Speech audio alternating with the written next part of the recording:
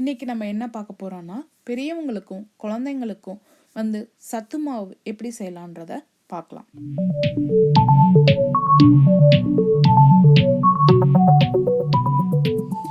இப்போ இந்த சத்து மாவு கஞ்சிக்கு என்னென்ன தேவையான பொருட்கள் என்னன்னு பார்க்கலாம். இதில் நான் தேவையான பொருட்கள்னு பார்த்தீங்கன்னா, ஃபஸ்ட்டு நான் அவுல் எடுத்திருக்கேன். அவுல் நீங்கள் சிகப்பு அரிசி அவுல் கூட எடுக்கலாம், அது இன்னும் கொஞ்சம் டேஸ்ட்டு நல்லாவே இருக்கும். இது நான் ஒரு கப் எடுத்திருக்கேன். அதுக்கப்புறம் கம்பு ஒரு கப் எடுத்திருக்கேன். நான் ராகி மாவா ஒரு கப் எடுத்திருக்கேன். எனக்கு ராகி கிடைக்கல, அதனால் ராகி மாவா ஒரு கிடைச்சிது, அது ஒரு கப் எடுத்திருக்கேன். Idli rice 2 cup. இந்த கப்பில் அளவு தெரியும்னுக்கோசரம் தான் இந்த கப்லேயே நான் வச்சுருக்கேன். 2 கப்பு இட்லி ரைஸ் எடுத்திருக்கேன். அடுத்தது பார்த்திங்கன்னா தினை அரிசி ஒரு கப்பு. அதுக்கப்புறம் குதிரைவாளி ஒரு கப்பு. வரகு அரிசி ஒரு கப்பு. கண்டிப்பாக குழந்தைங்களுக்கு ரொம்ப பிடிக்கும். என் பையனுக்கு ரொம்ப பிடிக்கும். இவன் அதை ரொம்ப விரும்பியும் இந்த கஞ்சை குடிப்பாங்க. இப்போ பார்த்திங்கன்னா இதோட பார்த்திங்கன்னா நம்ம கோதுமை ரவை ஒரு கப்பு. இட்லி ரைஸ் ஆல்ரெடியே நான் அங்கே ஒரு கப் எடுத்து வச்சுருந்தேன், இங்கே ஒரு கப்பு. அதுக்கப்புறம் பார்த்திங்கன்னா பாசிக்கருப்பு அரை கப்பு. பாதாம், பிஸ்தா, முந்திரி இது 3ம் சேர்ந்து ஒரு கப் எடுத்து வச்சுருக்கேன். பொட்டுக்கடலை அரை கப்பு. இதுதான் இதுக்கு தேவையான பொருட்கள். சப்போஸ் நீங்கள் இதில் வேறு ஏதாவது ஆட் பண்ணணுன்னு பார்த்தீங்கன்னா வேர்க்கடலை ஆட் பண்ணிக்கலாம். அப்புறம் பொட்டுக்கடலைக்கு பதில் வெள்ளை சுண்டல் கூட நீங்கள் வறுத்து ஆட் பண்ணிக்கலாம். இதுதான் இதுக்கு தேவையான பொருட்கள். இந்த சத்து மாவு கஞ்சிக்கு இது தேவையான பொருட்கள்.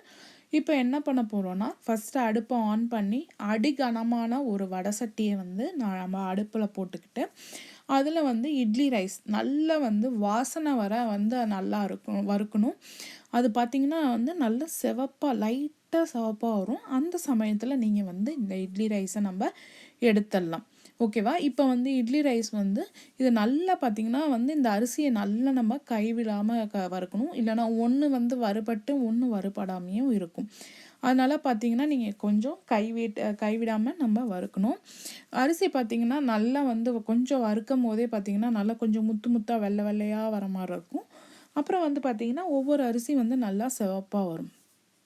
பாருங்கள், இப்போ நல்லா வறுத்து வந்துட்டுருக்கு. நல்லா உங்களுக்கு வறுத்து வந்துடுச்சுனாவே நல்ல வாசனை. நம்ம புட்டுக்கு கஞ்சி மாவுக்கெலாம் வறுப்போம்ல, அதே மாதிரி நல்ல வாசனை உங்களுக்கு இட்லி ரைஸ் வறுக்கும் போதே உங்களுக்கு நல்ல வாசனையாக இருக்கும். அப்போ அது நல்ல வாசனை வரும்போதே அது நல்லது வறுப்பட்டுருச்சுன்னு அர்த்தம். அப்போ நீங்கள் அடுப்பை ஆஃப் பண்ணிடலாம். இப்போ பார்த்தீங்கன்னா நல்ல இட்லி ரைஸ் பார்த்தீங்கன்னா ஒன்று சிவப்பு, ஒன்று அந்த மாதிரி வறுப்பட்டுருச்சு.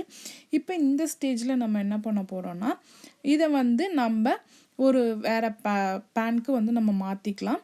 இப்போ இது வறுப்பட்டுருச்சு. இதை ஒரு தனியாக ஒரு பவுலில் நம்ம கொட்டிக்கலாம். இப்போ பார்த்திங்கன்னா நம்ம அது தனியாக கொட்டியாச்சு. அடுத்தது பாசிப்பருப்பு பாசிப்பருப்பு போட்டிருக்கேன். பாசிப்பருப்பும் நம்ம கைவிடாமல் வறுக்கணும். இதுவும் நல்லா பார்த்திங்கன்னா வறுக்கும் போதே உங்களுக்கு நல்ல வாசனை வரும். நல்ல ஒரு அளவுக்கு நல்லா வறுப்பட்டுருச்சுன்னா நல்லா உங்களுக்கு வாசனை நல்லா வரும்.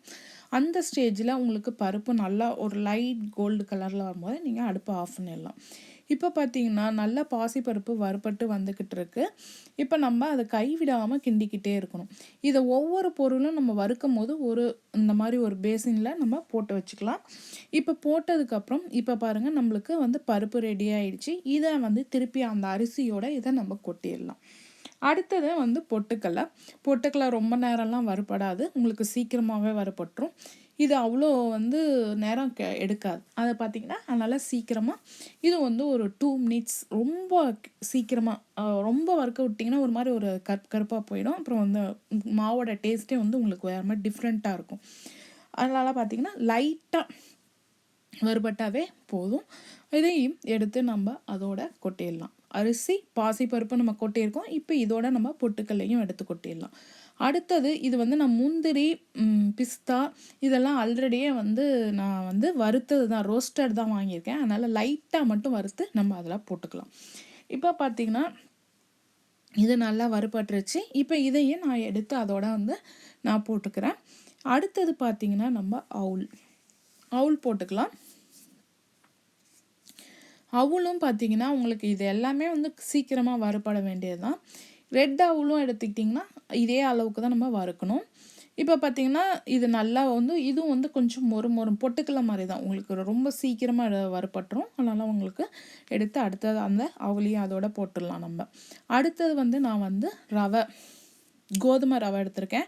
இது பார்த்தீங்கன்னா வறுக்கும் போது நல்லா சூப்பராக சட்டி நல்லா காஞ்சி ஒரு 2 வறுத்தீங்கன்னாவே நல்லா வந்து உங்களுக்கு ஒரு கோதுமையோட வாசனை அப்படியே நல்லா வரும்.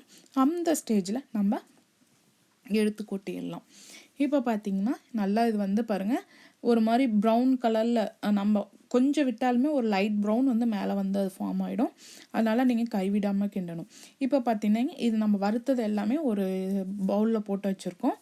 இப்போ பாருங்கள் அடுத்தது இதை தனியாக எடுத்து வச்சுட்டு அடுத்தது நம்ம என்ன பண்ண போகிறோன்னா இந்த ரவை வந்து பாருங்கள் இந்த ஸ்டேஜ் ஆகிடுச்சு. இப்போ நம்ம ரவையும் எடுத்து கொட்டிடலாம். அடுத்தது நம்ம கம்பு கொட்டிக்கலாம்.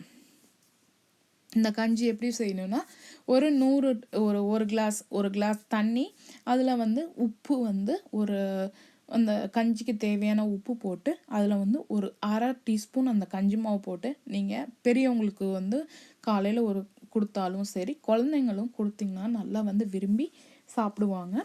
இப்போ பார்த்தீங்கன்னா நான் கம்பு வறுக்கிறேன். கம்பு வந்து உங்களுக்கு சீக்கிரமாக வறுபட்டுரும். நல்லா வந்து வாசனை வரும். ஒவ்வொரு பொருளும் இதை வறுக்கும் போது நல்லாவே உங்களுக்கு வாசனை வரும். அப்போ வந்தாவே அது வந்து அது வறுபட்டுருச்சுன்னு வந்து உங்களுக்கு அர்த்தம். இப்போ பார்த்தீங்கன்னா நல்லா வந்து இது வந்து வறுபட்டுருச்சு. இதையும் வந்து அதோட நம்ம கொட்டிக்கலாம். அந்த நல்லா கம்பு நல்லா வறுபட்டதுக்கப்புறம் அதையும் இதோட நம்ம கொட்டிக்கலாம். இந்த மாதிரி இதை கொட்டினோன்னே தினை அரிசி வந்து உங்களுக்கு ரொம்ப சீக்கிரமாகவே வறுபட்டுரும். அதனால் நீங்கள் வந்து அது நீங்கள் விட்டுட்டு வேறு வேலை பார்த்தீங்கன்னா தீஞ்சு போயிடும். அதனால் சீக்கிரமாக ஒரு 2 மினிட்ஸ் தான், இது எல்லாமே 2 மினிட்ஸில் வறுபடுறது தினை அரிசியெல்லாம். அதனால் நீங்கள் லைட்டாக வறுத்துட்டு அதை வந்து நீங்கள் அதில் கொட்டிடணும். இல்லைன்னா தீஞ்சும் போயிடும். நீங்கள் பார்க்குற சமயத்தில் தீஞ்சும் போயிடும். அதனால் நீங்கள் அதை பார்த்து எச்சரிக்கையாக வறுக்கணும். அடுத்தது வந்து நம்ம இப்போ வந்து இது வந்து தினை அரிசி நம்ம போட்டிருக்கோம். இதை வந்து சீக்கிரமாக உங்களுக்கு வறுபட்டதுக்கப்புறம் இதை எடுத்து நீங்கள் பவுலில் போட்டுடலாம்.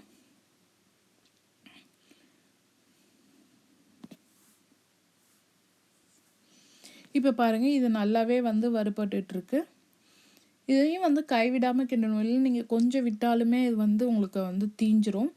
இப்போ இது வறுபட்டுருச்சு. இதை நம்ம வந்து என்ன பண்ண போகிறோம், பவுலுக்கு மாற்றிடுறோம். அடுத்தது வந்து நம்ம குதிரைவாலி அரிசி போட்டிருக்கோம். குதிரைவாலி அரிசியும் நீங்கள் வந்து இதுவும் வந்து சீக்கிரமாக வறுபட்டுரும். அதனால் நீங்கள் கைவிடாமல் கிண்டணும். இல்லைனா வந்து கொஞ்சம் விட்டுட்டு நீங்கள் தான் திரும்பி ஏதாவது வேறு வேலை செஞ்சிங்கனாலும் இதுக்கு வறுக்கும் போது இதுக்கு மட்டும் கான்சன்ட்ரேட் பண்ணி நீங்கள் வருங்க. இல்லைனா நீங்கள் ஒரு பொருள் தீய விட்டாலும் அந்த கஞ்சோட டேஸ்ட்டு ஃபுல்லாகவே உங்களுக்கு முடிஞ்சுது கதை. அதனால் நீங்கள் வந்து வறுக்கும் போது இதுக்கு மட்டும் கான்சன்ட்ரேட் பண்ணி வருங்க. அடுத்தது பார்த்திங்கன்னா ராகியாக நீங்கள் முழு ராகியாக இருந்தால் ராகியை வறுத்து இந்த மாதிரியே நம்ம அரைக்க போடணும். இப்போ நான் ராகி மாவுனால பரவாயில்ல, ராகி மாவையும் இந்த மாதிரி ஒரு தாட்டி நான் வறுத்துருக்கேன். வறுத்து இது இப்போ நம்ம இதை வறுத்து வச்சுருக்க பொருள் எல்லாமே இது. இப்போ இந்த பொருளை நம்ம என்ன பண்ண போகிறோன்னா கொஞ்சம் ஆற விடலாம். நல்லாவே ஆற விட்டதுக்கப்புறம் இதெல்லாம் நல்லா கொஞ்சம் ஆறுனதுக்கப்புறம் நம்ம என்ன பண்ண போகிறோம், மிக்சியில் அரைச்சி அது சல்லடையில் நம்ம சலிச்சுக்கலாம். இப்போ இது வந்து நம்மளுக்கு ஆறிடுச்சு. நான் இது ஒரு 1/2 மணி நேரம் வந்து விட்டுட்டு அதுக்கப்புறம் வந்து நான் மிக்சி ஜாரில் போட்டிருக்கேன் பாருங்கள். ரொம்ப ஃபுல்லாக விட்டு அரைக்காதீங்க, அப்புறம் வந்து அது அரையாது. நல்லா ஒரு இந்த மிக்சி முள் இருக்கிற அளவுக்கு மட்டும் போட்டு நீங்கள் அரைங்க, அது சீக்கிரமாகவே அரைப்பட்டுரும். இப்போ பாருங்கள் இதை அரைச்சிருக்கேன் ஒரு ஜாரு. இப்போ நான் இதை வந்து நீங்கள் சலித்து இதில் வர கப்பியை நீங்கள் அடுத்த ஜாரில் போட்டு அரைச்சிக்கலாம். இது வந்து வேஸ்ட்டே ஆகாது.